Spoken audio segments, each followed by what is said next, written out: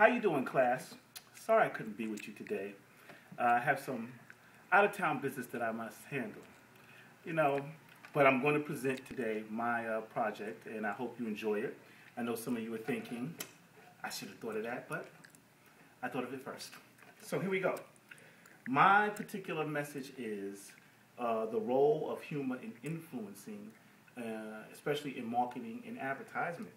And according to the Journal of Marketing titled Humor in Advertising, it is not clear whether or not humor is more influencing than a serious message. So what I did was I was basically looking at, does humor really get us to change our behavior or to buy particular ads or to feel favorable about a particular company? And so what this particular article was looking at was the role of humor in its an attempt to influence potential consumers.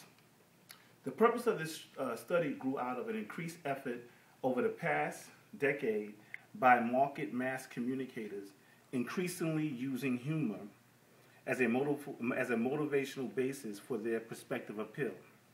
In other words, companies like Alka-Seltzer, Volkswagen, among others, have been usually and highly creative with their humor ads to market their products. The researchers who researched this particular topic, Sternal and Craig, point out that advertisers agree that humor enhances audience attention, at least the first time when it's viewed. They also say there is evidence that suggests humor may distract from messages of actual advertisement.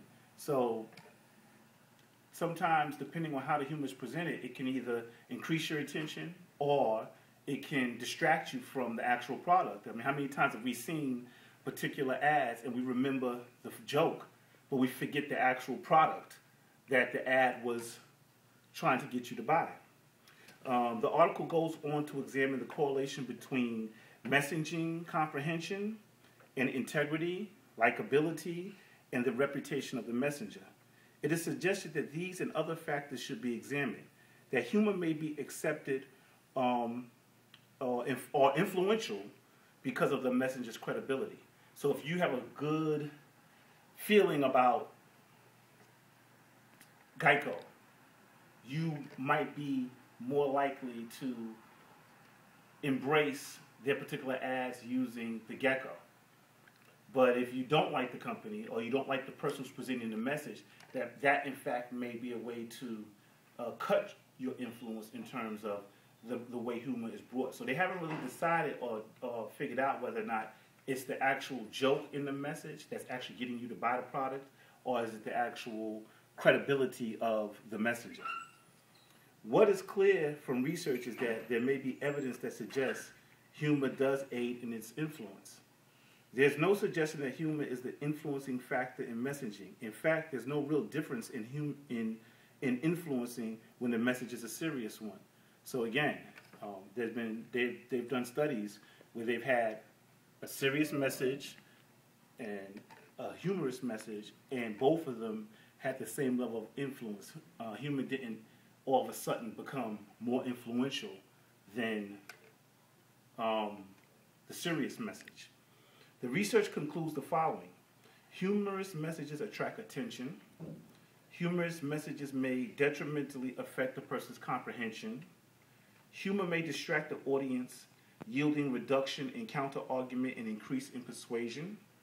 Humor appears to be persuasive, but the persuasive effect is best at no greater than that of a serious appeal.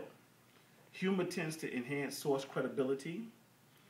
Audience and messenger characteristics may confound the effect of the humor, and humor context may increase the liking for the source and create a positive mood.